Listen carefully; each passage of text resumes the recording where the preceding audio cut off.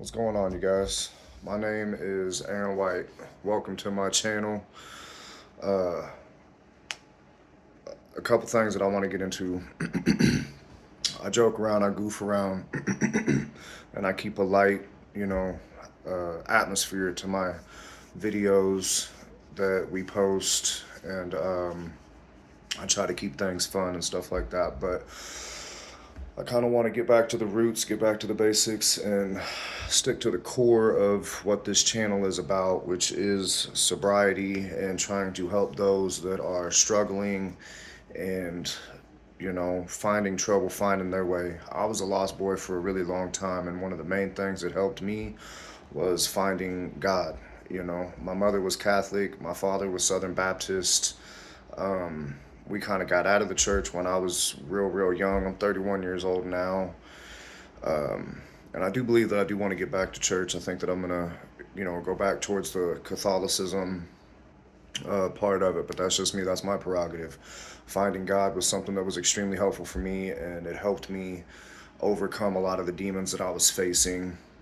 I feel like every man needs faith. You absolutely need faith to get up and achieve the things that you're trying to achieve when you're absolutely immersed in darkness and the devil's got a hold on you. You know what I mean? And you've got to go through absolute darkness to understand what I'm talking about. Because if you haven't and you're just watching this video, you're not going to understand.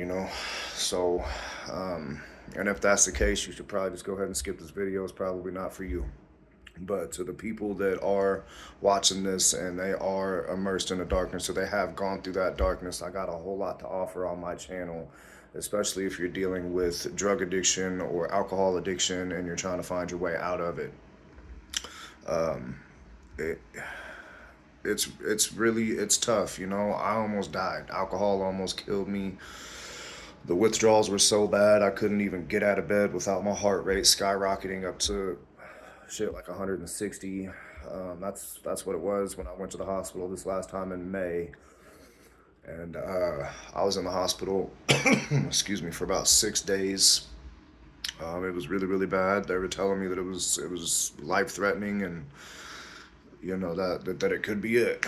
My body wasn't absorbing the potassium that they were trying to give me. My body was in the process of shutting down. I had tissue damage riddled all throughout my body. It was really bad. It was really scary there for a long time, but I kept praying to God, and I got the hell out of that situation, and I'm never ever going to look back on that. I learned a lot from it. My brother, Johnny, you guys will see him in my videos. If you go through my shorts, you'll see him. That's what happened to him. He tried to detox himself, and he went into cardiac arrest for about 20 minutes. They were trying to resuscitate him. They were about to call it, and somehow he came back, and he was on a ventilator and stuff like that for a couple weeks, and he was in the hospital for like 3 months, and then he finally got out, and now you guys see the result of the brain damage and stuff that he has. He'll never be the same again. He'll never be able to walk again. He used to be an athlete. He used to be a cage fighter locally. He used to fight here around Kansas City and stuff like that a long time ago, back in like 2006, 2007. Excuse me, and stuff like that. And I always looked up to him. He was my hero. He still is. The fact that he was able to survive everything, and his testimony when he came back, he talked about how he sat before God, and he talked about how you know, everything that he'd ever done was shown to him, and there was a lot of things that were incredibly embarrassing. But at the end of the day, he felt an overwhelming sense of love, and he felt God's embrace. You know what I'm saying? And it gets me emotional talking about it. I just need like each and every one of you guys to know that is struggling and you guys feel like giving up, because I did. I definitely felt like giving up. I was ready to call it quits. I was done. I had lost my wife. I had lost, my son's mother had essentially taken my son from me. I wasn't really seeing him very often at all. Her and all of her friends are making fun of me for being a failure and not being able to work or provide. Uh, yeah, everybody was laughing at me. You know what I'm saying? My wife that had taken off, she was teaming up with my baby mama, and they both were making fun of me. And And yeah, that hurt really bad, you know what I'm saying? It not just from them, it was coming from everybody, you know. My whole family had turned their back on me. Nobody was wanting me around. Nobody wanted me around, you know, in their house or anything like that. It was incredibly sad. I was so alone. It's the most alone I've ever been in my life. I still deal with a lot of that loneliness. I've gotten a little bit better at it, but you know, I've become kind of a recluse. I like to just be by myself a lot, and I think that's where YouTube has helped me quite a bit because I can be by myself, but I can also still talk to all of you, anybody that's watching this, and to my 38 subscribers, and to anybody else that stumbles across my page and they see these videos and they're watching.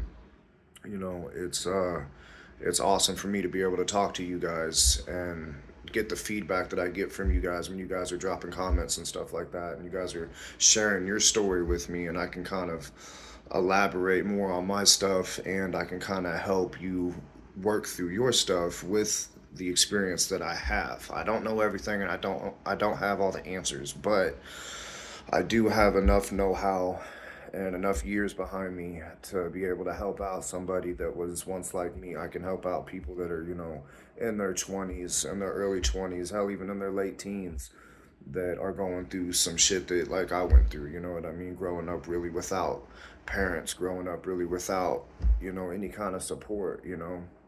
A big part of getting sober and getting clean, if that's really what you want to do, is having a support system.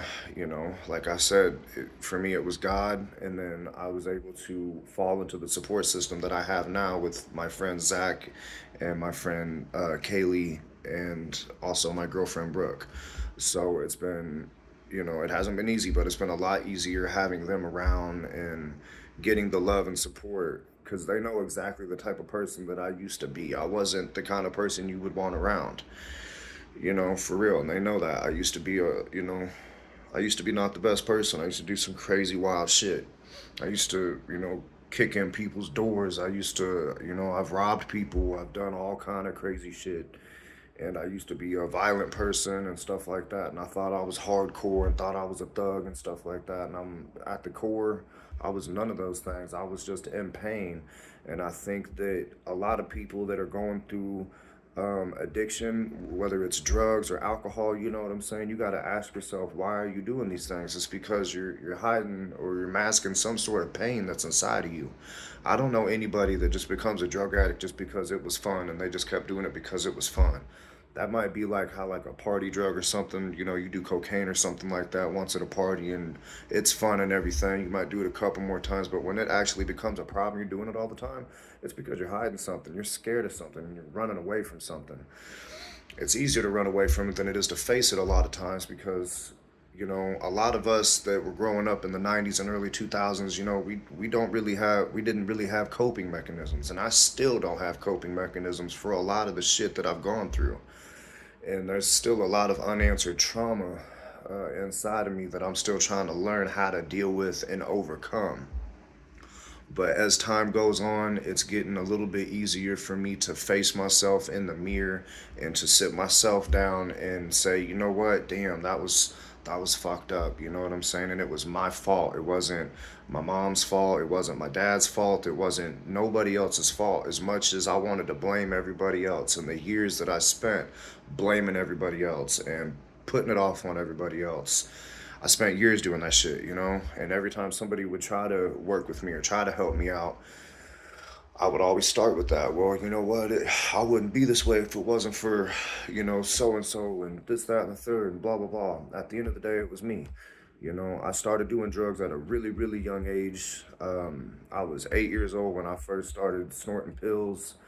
Um, my older brother, he, you know, I love him to death, but these are things that he was suffering and struggling with when he was young. He's 10 years older than me, Johnny is. So he was 18 when I'm 8. You know what I'm saying? And so we were each other's best friends. You know what I'm saying? So he would take me and he was teaching me how to do these drugs, and we were just doing drugs and shit all the time. All the time. The first two times I overdosed, I was 11 years old, and it was 4 months apart from each other. I overdosed, and I had stolen the pills from my mom, and I was told to say that I was trying to kill myself that way they would take me and put me in a psych ward instead of investigating my mom and putting her in prison for, you know, even though like me stealing her pills, which I guess she would have gotten in trouble for that, and DFS would have got involved and stuff. So my parents instructed me to say that I was trying to commit suicide when I was 11, so that way they wouldn't get in trouble. So I overdosed that first time. I was flatlined for 6.5 minutes before they hit me with Narcan and brought me back because they didn't know what the fuck was wrong with me. Uh, I went into a psych ward for like a week. It was like 7 days I was in there until I finally figured out that if I was telling them that no, I'm not trying to kill myself and blah blah blah, and that I'm actually happy, I was just getting high. You know what I'm saying? Then I would be able to get the fuck out of there. I kept, telling them what I was instructed to say while I was in there, and it was keeping me in there longer, and I hated it. I was terrified. I was 11. I absolutely hated it. So I get out, excuse me, I get out, and me and my family were living in hotels at the time. This is 2006. We're living in hotels, and we had been living in a hotel, various hotels, for about a year at this point. And then in between hotels, living in our van and stuff like that, we had a Ford Windstar. Excuse me, I'm so sorry. I gotta quit smoking cigarettes, man. That's the next thing to work on. Anyway, so 4 months after I get out of the psych ward, uh, I end up overdosing again.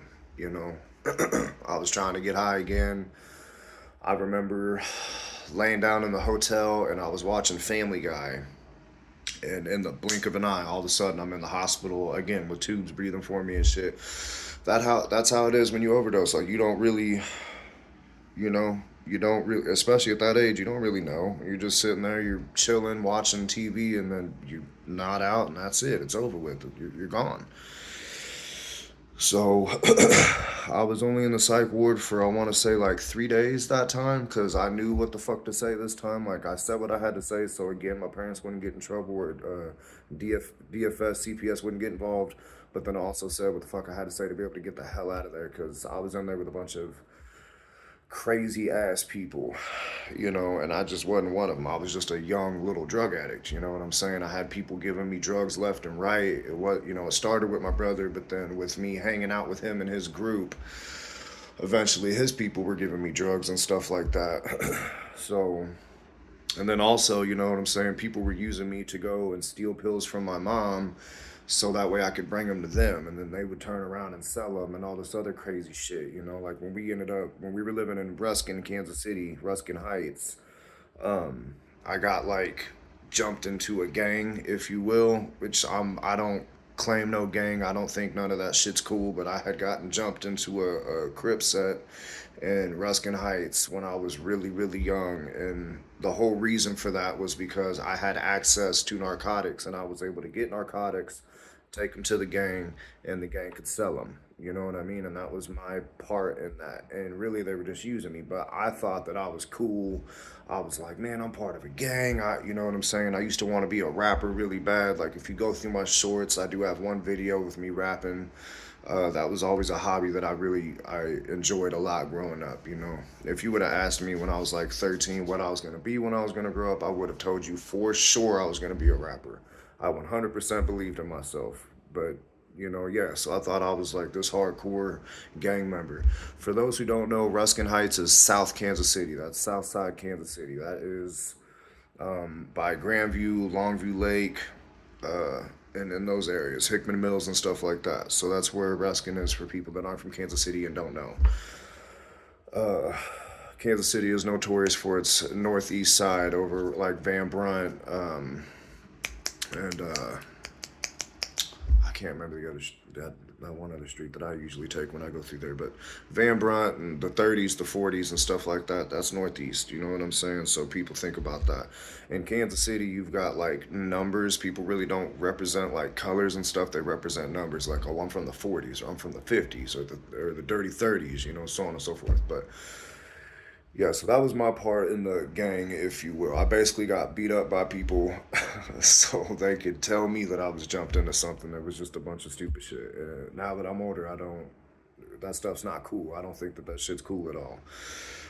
People die over shit like that, you know what I mean? And that's not what I'm trying to encourage in my videos. So back to what I was talking about. You know, my drug addiction started when I was fucking young. And I started drinking too around that same age. You know, when I got out of the hospital that second time from overdosing, you know, my brother was like, "Hey, you're not doing the pills no more, blah blah blah." But we started drinking a lot together, and you know, once we did get to Ruskin, we moved to Ruskin when I was 12. Yeah, I was 12 years old. I was 12 years old when we got out there, and once we moved out there, Johnny didn't. He no longer had any friends. You know, we had come from a suburb and moved straight to the hood, so Johnny didn't really have any friends. And you know, outside of me hanging out with the people that were taking advantage of me and shit, it was just me and my bub. You know what I'm saying? So we would go and we would get big old fifths of McCormick's vodka, and that's when my alcoholism began. I was 12 years old, you know, and I drank and drank and kicked it and partied for a real long fucking time. I didn't start getting clean and sober and all that shit till I was 18. When I was 18, I developed some sort of a heart problem. It's undiagnosed. All I know is that I have an arrhythmia, and they have me on a beta blocker called metoprolol for it, and it keeps my heart palpitations down. Because my heart palpitations don't get so heavy that it'll, you know, rock me in bed and shit. It's scary as fuck. But yeah, so I started getting clean when I'm 18 years old. That's when I met my son's mom. She was out, you know, drugging it up and stuff too, and I was able to take her and have her get clean and sober. And me and her were clean and sober for a long time. Me and her ended up splitting up when I was 23 years old, and I was single for a little bit, and then that's when I ended up getting with my wife, Brianna. I was with my wife, Brianna, for 6 years on and off. We got married in 2018. I was still clean and sober. Everything was going really good, I'd say, until, and I was about 23 years old then, until about 2021. I hit 26 years old, and I had found out that my wife was cheating on me, and we had lost our house. When COVID hit in 2020, I had lost my job, so we had struggled for like that whole year up until 2021, and that's where I'm at now in the conversation when just shit, everything hit the fucking fan. I found out she was cheating on me. Um, we couldn't we couldn't keep our fucking apartment anymore. Ended up losing our apartment. Let's see, we had 3 vehicles. We ended up losing all 3 of them. I totaled one of them. I hydroplaned in the rain. I was trying to get around this truck and just fucking spun out of control and crashed into the trees. Totaled my shit. I had to climb out the window. Excuse me. The second vehicle we sold to my mom for $500. She ended up running it into the ground like within 2 days. And then our third vehicle, we ended up losing. It got repoed because we could no longer make the payments on it. And that's when the homelessness began. You know what I'm saying? So I went from being like on top of the world. I had conquered everything. I was sober. I had beat alcoholism and drug addiction. You know what I'm saying? I was very arrogant and very fucking cocky. Like nobody could tell me shit. I was at the top of I was on top of the world. You know what I'm saying? So once I lost everything and I lost my partner and I was homeless and shit again, I just started drinking again, like heavy. And I started doing drugs and shit again, you know what I'm saying? Like, I started doing meth and shit like that, you know, when I was like 27, 28 or whatever. Yeah, shit got really dark there for a while. It got really dark there for a while. Me and my wife, we played, you know, touch and go for a long time. We would split up for a few months, then we'd get back together. Split up for a few months, then we get back together. I was extremely sick, uh, like over her, you know. Like I don't know if you guys have ever just loved somebody so fucking much that when they're not around no more, just you have complete physiological changes, you know. And I'm sure a lot of people go through that. I'm happy that I did go through that because it's made me who I am today. I will never have that. I'll never hurt like that again because, well, first of all, I'll never be that stupid again. You know what I'm saying? That kind of pain changes somebody.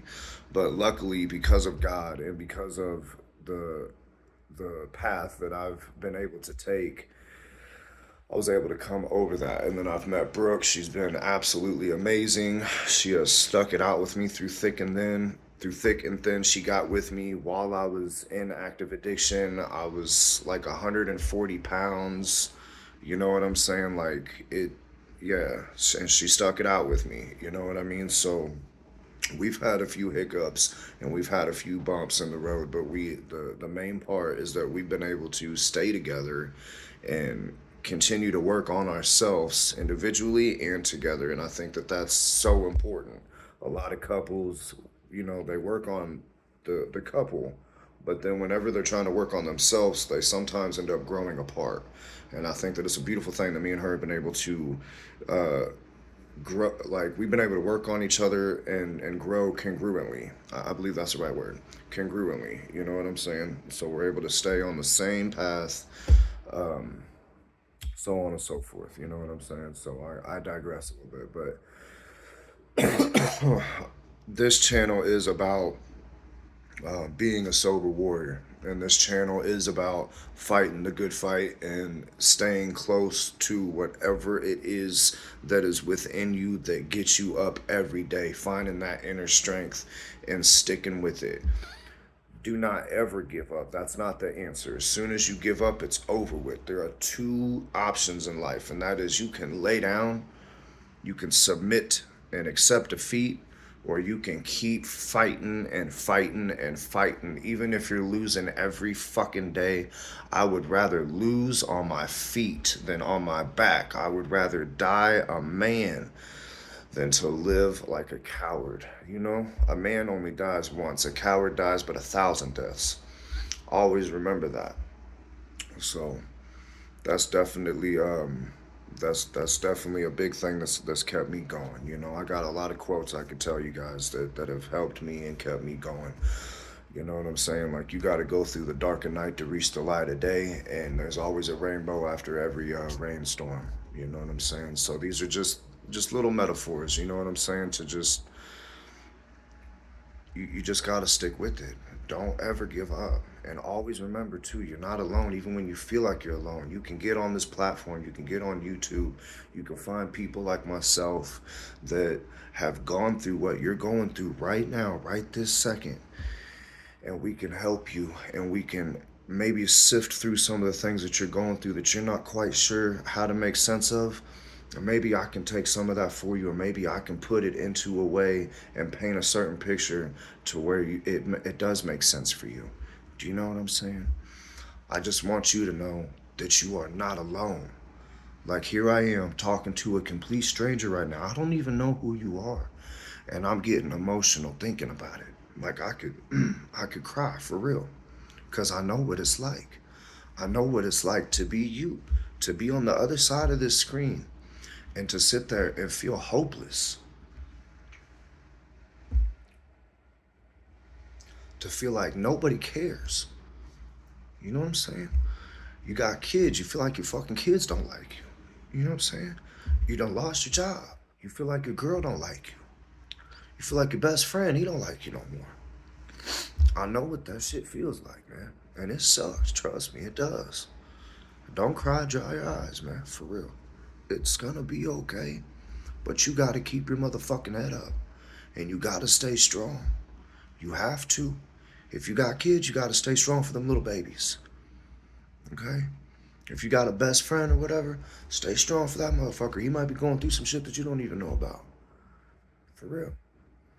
You got parents. Your parents are still alive. Your mom, your dad. And you have a good relationship with them. Do it for them. But above all, do it for you. You got to do it for you.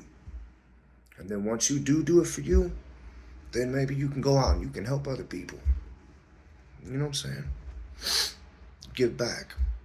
That's what I'm trying to do. I had a lot of help and love, and so now I'm trying to give back to folks like you. That's my purpose. People shit on us. They put us down all the time.